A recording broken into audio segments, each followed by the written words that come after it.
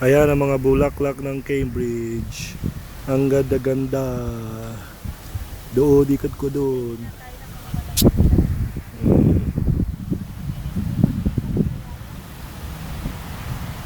Ayan ang mga matatanda. Nagpapahinga.